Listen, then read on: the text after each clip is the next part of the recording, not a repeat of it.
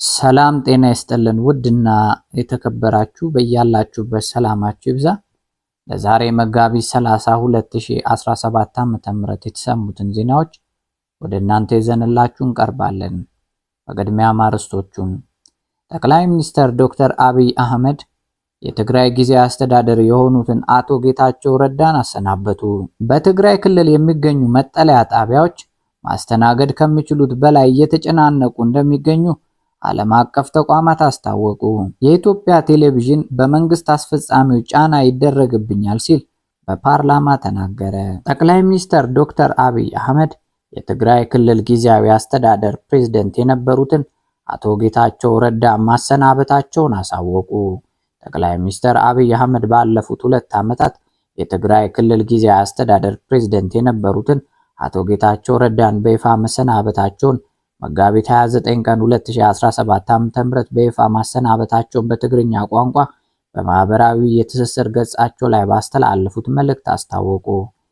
ከአቶ ጌታቸው ረዳ የፕሪቶሪያው የሰላም ስምምነት ተከትሎ የተገኘውን ሰላም ለማስጠበቅ ላደረጉ ከፍተኛ ጥንቃቄና አመራር ፌዴራል መንግስት እውቅና አለው ብለዋል።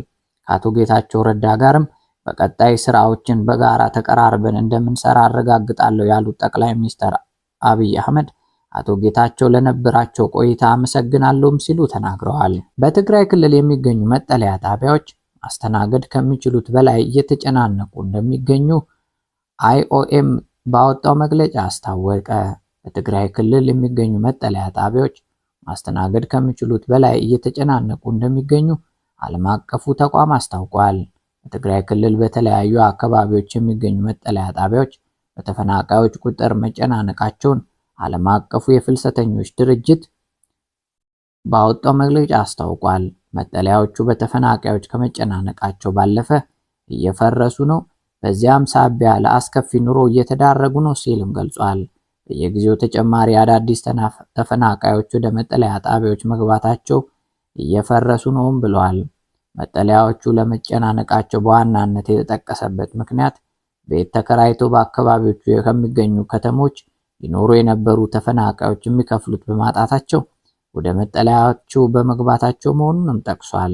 በክልሉ የሚገኙ ትምህርት ቤቶች ተጠልለው የሚገኙ ተፈናቃዮች ወደ መጠለያ ጣቢያዎች ለማዘዋወር ጥረት እያደረገ እንደሚገኝ የጠቆመው ተቋሙ እስካሁን 21 ትምህርት ቤቶች ላይ ተጠልለው የነበሩ ተፈናቃዮችን ወደ መጠለያ ጣቢያዎች ማዘዋወር መቻሉን አስታውቋል። በህገወጥ መንገድ 24 ሰዎችን ሲያጭበረብሩ የተገኙ ግለሰቦች በቁጥጥር ስር መዋላቸው ተሰማ። በኢሚግሬሽን እና ዜግነት አገልግሎት ተቋም አካባቢ በመሆን አስቸኳይ ፓስፖርት አገልግሎት መስጠት ቆሟል፣ እኛ እናሰራላችኋለን በማለት ተቋሙ ለ5 ቀን 20 ሺህ የሚያስከፍለውን 28 ሺህ ብር በመቀበል የተሳሳተ መረጃ በመስጠትና ያልተገባ ክፍያ በመጠየቅ 24 የተቋሙን አገልግሎት ፈልገው የመጡ ደንበኞችን ያጭበረብሩ 2 ተጠርጣሪዎች ቁጥጥር ስር መዋላቸው ተገልጿል። ተቋሙ ከፌዴራል ፖሊስ ኮሚሽን እና አዲስ አበባ ፖሊስ ኮሚሽን ጋር በመተባበር የደረሰውን ጥቆማ መሰረት በማድረግ ባደረገው ክትትል ግለሰቦቹን ለህግ እንዳቀረበቻቸውና ተገልጋዮች የከፈሉትን ክፍያ ማስመለስ እንደቻለም ተናግሯል። የኢሚግሬሽንን አገልግሎት ፈልጎ የሚመጣ ደንበኛ በተቋሙ መረጃ ዴስክ በመቅረብ መረጃዎችን ማግኘት እንደሚገባና የተቋሙ ማህበራዊ ሚዲያ በመከታተል ወቅታዊና ትክክለኛ መረጃ በማግኘት ከአጭበርባሪዎች ራሱን እንዲጠብቅም ገልጿል። በኢትዮጵያ የእስራኤል አምባሳደር ከአፍሪካ ህብረት ዋና መስሪያ ቤት ተባረሩ። በኢትዮጵያ የእስራኤል አምባሳደር አብርሃም ንጉሴ ከአፍሪካ ህብረት ዋና መስሪያ ቤት አባል ሀገራት በአበታዊ ስብሰባ ላይ እንዲሳተፉ ፈቃደኛ ባለመሆናቸው መባረራቸውን የእስራኤል ውጭ ጉዳይ ሚኒስቴር አረጋግጧል። የሚኒስትሩ ቃል አቀባይ ኦረን ማርሞርስቴይን በተለይም በሩዋንዳ የቱትሲ ጭፍጨፋ ሰለባዎች መታሰቢያ በዓል ላይ በአዲስ አበባ የሚገኘው የእስራኤል አምባሳደር በተጋበዙበት ዝግጅት ላይ ከጅቡቲ የመጡት የአፍሪካ ህብረት ኮሚሽን ሊቀመንበር ጸረ እስራኤል የፖለቲካ አካላትን ማስተዋወቅ መምረጣቸው በጣም አሳዛኝ ነው ሲሉ አስተያየታቸውን ሰጥተዋል።